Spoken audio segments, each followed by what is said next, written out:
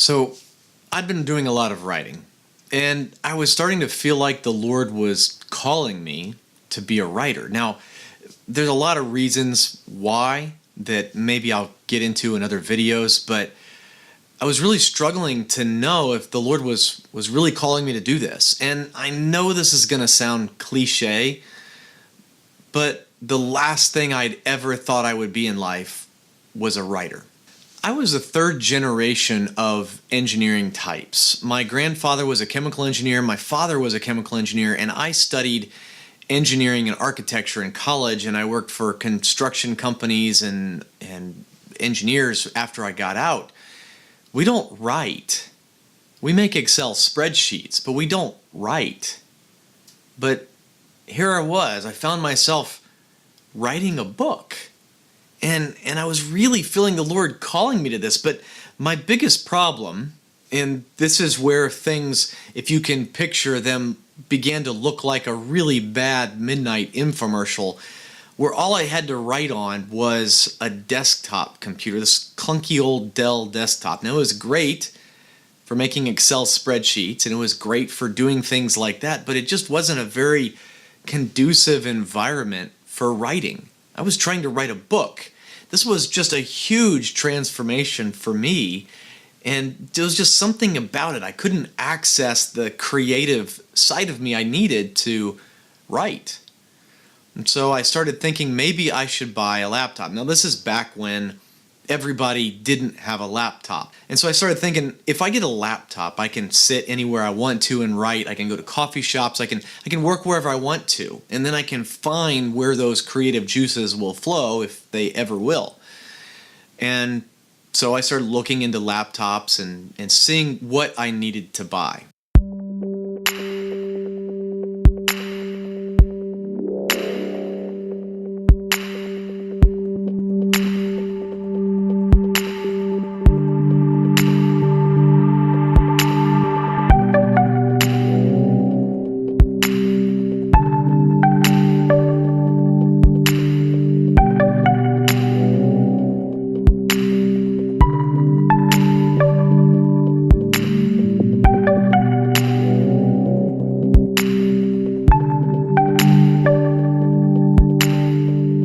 Way back from a vacation in New Mexico, Sarah and I stopped at a Best Buy to pick out the computer that I'd already chosen. I knew exactly what I was going to get. I did the thing where I spent like 3 days researching on the internet to find out what kind of computer I needed with all the specs and things like that. So all we had to do was go into Best Buy and pick it up.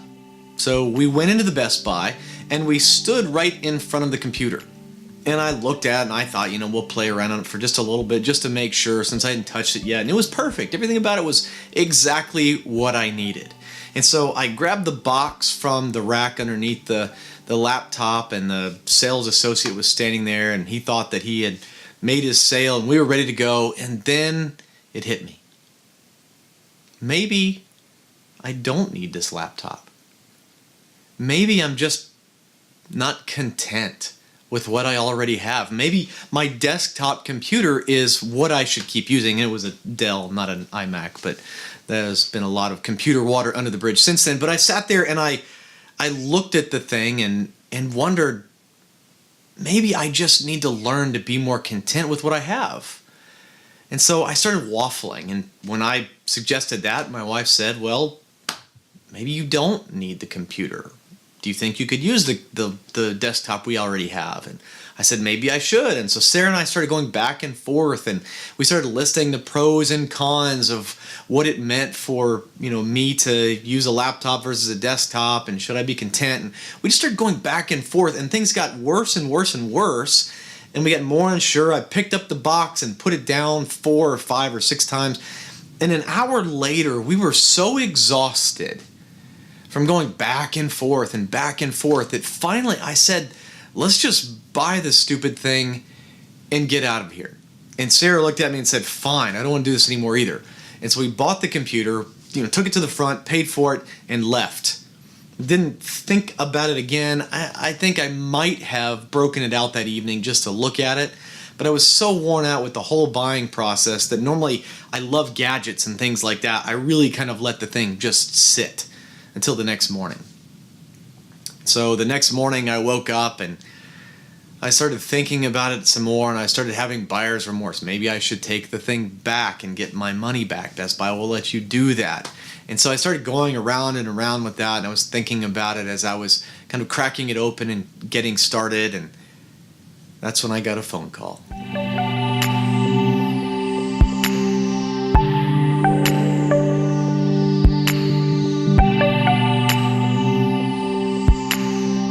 When I answered the phone, it was my friend Draper. This is not the laptop I bought. I've actually had several of different laptops since then. But when I answered the phone, it was Draper. And Draper had called to tell me that he had had a dream about me the night before. Now, before I go on with that story, I have to tell you a little bit about Draper first. When Draper and I were first getting to know each other years before, I would tell Draper about dreams that I had. I had dreams pretty often. Sometimes they were really profound, prophetic dreams, and other times they weren't. Draper never had dreams, but he would call me on a semi-regular basis and tell me what I had prayed that morning in silence to the Lord. Sometimes he'd even tell me what the Lord answered. I mean, that was amazing and dramatic, but Draper never dreamed. And he would always tell me, Darren, the only reason the Lord has to speak to you in dreams is because you're not listening during the day. If you would listen to the Lord during the day, he wouldn't have to speak to you in dreams. And I'd tell him, no, Draper, that's not the way this works. Like the Lord, it's very biblical for the Lord to speak in dreams. I'm listening during the day, I promise you. And he would go back and we'd go back and forth, and he'd say, no. And he's like, you'll find out if you start listening to the Lord during the day, he'll stop speaking to you in dreams. And no. We went back and forth. We had that discussion a lot, pretty often. And so when Draper called me this day and told me that he had a dream, this was the first time he ever told me he had a dream about me. And so before I let him continue on, I said, Draper, hold on a second. You gave me so much grief for so many years about having dreams. And are you telling me that the Lord is giving you dreams now? Anyway, I let Draper continue. I really wanted to hear the dream he had. And so he said in the dream, it was him and the Lord. And they were standing next to one another. And he said they were a ways off from Sarah and I. But he said the two of them were just silently watching Sarah and I buy something in a store. When he said that, I thought, oh my goodness. Like, it was getting real fast. And I thought, did the Lord actually see us yesterday? And so Draper, went on. He said that as we were standing there, he said that we were about to buy something, but then he said we started going back and forth. Is this a good idea? Should we do it? Should we not do it? Should we do it? Should we not? And he said it seemed like forever. Sarah and I just went back and forth, waffling between whether or not we should buy this thing or not. And Draper said that as he and the Lord sat there and watched us, he said we were just wearing ourselves out. And he said finally the Lord leaned over to him and said, tell him just to buy it already. It'll go to good use. And when Draper said that, I thought, you've got to be kidding me, Draper. The day before, when Sarah and I were buying this laptop, when we came to the end of that hour, I basically said, let's just buy the dang thing already and get out of here. When Draper said that, what the Lord told him, he said it just how it had felt the day before. Just buy it already. And so I said, Draper, did the Lord say that? Really say that? He said, Darren, the Lord said exactly that. Draper, did the Lord say it like that? And Draper said, the Lord said it just like that. And I thought, oh my goodness gracious, how can this be? I said, Draper, that's exactly what happened to us yesterday. I said, we went in to buy, and I said, wait a second. Did the Lord tell you what we were buying? And Draper said, that's the funny thing.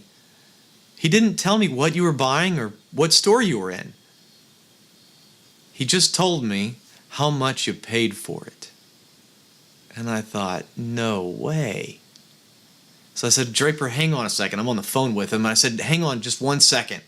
I just bought it yesterday. I think I put the receipt in my sock drawer, and I was sitting at home. So I ran over to the sock drawer, and I pulled it out, and I pulled out the receipt. And I said, Draper, what did he tell you we paid for it? And Draper read the receipt to me. He told me exactly how much we paid for that laptop. I put a little sticker that said God's laptop right there. And whenever I went into coffee shops and things like that, I would totally bend people's ear off about the story, and they would be, really? Like, I don't think so. I don't believe that actually happened. It's just amazing how many people wouldn't believe the story. But I left that sticker on there the entire time I owned that laptop. I'm currently working on my 12th book. Now, I'm no New York Times bestseller by any means. But I've had quite a few people read my books, and I've had a lot of people that have been moved and inspired and encouraged by my writing. So they tell me. But it took me 4 years on that laptop of writing and processing and trying to get better at it. 4 years before I ever had anything that was worth showing to anyone. In some ways, that laptop was really like a college education for me. It took me 4 years to work on and hone this new skill and craft that I had to transition from. And it's a big transition going from creating Excel spreadsheets and looking at pavement dry every day to writing books. But I'm so thankful that the Lord gave me that prophetic encouragement on the front end, because I'm not sure if I wouldn't have quit along the way, because it was really hard and discouraging submitting books to publishers and all the things. It's just, there's so much rejection and so much difficulty in it that I think I might have quit. A lot of times when God tells us to do something, we get these ideas of grandeur in our head, like it's going to be this big and awesome thing that the Lord is going to pour glory on, and everyone's going to love us and like us and know us, and it's going to be amazing. And most of the time, that's not how these things work. When the Lord gives us that kind of encouragement on the front end, it generally means we needed to know on the front end, or we might quit, which I probably would have. But at the same time, it's not the Lord promising that we're going to be the next platform ministry or TV guy or whatever. Sometimes the Lord wants us just to be faithful in the things that He's given us to do. I needed that encouragement to stick with it. I needed that encouragement to keep going with what the Lord had for me to do. In 1 Corinthians 14, verse 1, Paul says that prophecy is the most helpful gift. Above everything else, he said, seek prophecy.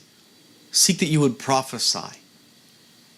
It encourages the church like nothing else. I pray that after hearing this story, that you'll be encouraged to ask the Lord every day to speak to you. I hope that you will make it a part of your daily routine every single day to pray and ask the Lord to speak to you prophetically in dreams, visions, whispering in your ear. Sometimes just the gentlest stirrings in our heart can be the Lord moving us in a direction. I pray that you'll have that in your life and in your church. There's nothing as powerful in the lifeblood of a church than to have that kind of prophetic encouragement and confirmation. And not only in your church, for your business, for your family, for every aspect of your life. It really is available And most of the time, we don't have it just because we don't ask. So I want to encourage you. Pray every day and ask the Lord to speak to you. I don't know that He'll speak to you every day or often, but I know He will. So keep praying, and I'll see you next time.